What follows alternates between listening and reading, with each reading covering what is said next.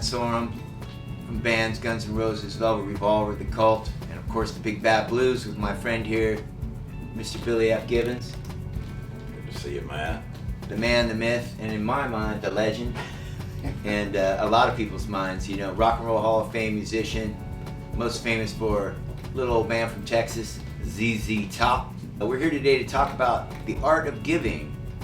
With the world the way things are going, you know, people got to get out there and pitch in and help and just make the world a better place. And you know, we've been so blessed playing music all of our lives and meeting so many people all over the world that it's sort of a natural fit for us to just say, hey man, you know, how can we help?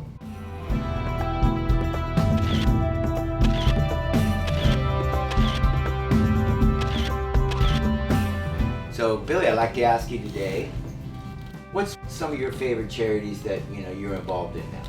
Well, it's a good question that you would be asking me. The invention from your mind, Adopt the Arts, has really caught my attention. It's something that you invited me in to participate with, and we've been going gussy for quite some time with Adopt the Arts. Still a favorite. I mean, Billy's been such a huge supporter. I started a charity about 7 years ago, Music and Art for Kids in Public School, because as we know, the public school system is really suffering in America, and first thing they want to cut is music and art. So a few years back, we honored Billy at the Roxy on the Sunset Strip with our good friend, the late Butch Trucks from the Allman Brothers, and we had a really great night, and that sort of kick-started Billy supporting Adopt the Arts, and ever since then he's been so great, so gracious, helping out, and just keep on moving, keep on helping the kids. Cool.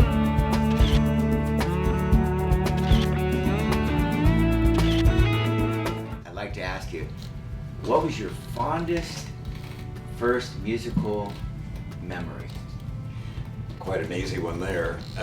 Christmas Day, I just turned 13, 9 days previous.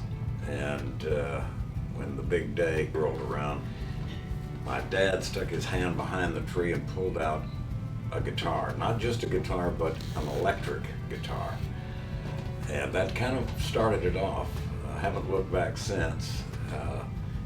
And that brings up a very interesting kind of a tie-in with what you and I have gotten to do ever since we started picking up the instrument, doing this and doing that. It is an act of giving, and these days I think that the opportunity to step into a room where there may be an instrument here, an instrument there, if it's there, you will find somebody gravitating that direction. You don't have to force it, you don't have to say you must go here, they will go there.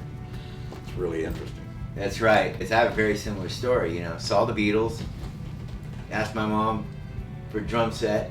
They didn't start with the drum set. They started with a St. George Blue Sparkle snare drum under the Christmas tree.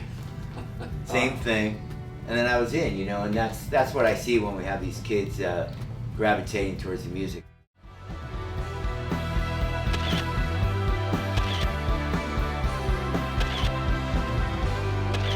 That's cool.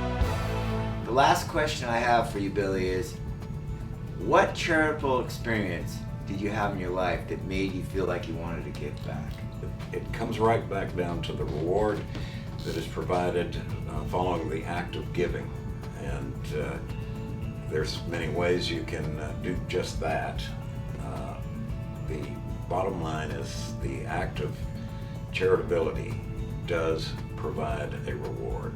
And I think that if you come back to that basic premise, it makes it that much more enjoyable. And with that, we should let these people think on it, and let's keep giving. I just really want to thank you, Billy, and just like to say, signing off, Billy F. Gibbons, Matt Sorum, for the art of giving. Cool, thanks, Billy.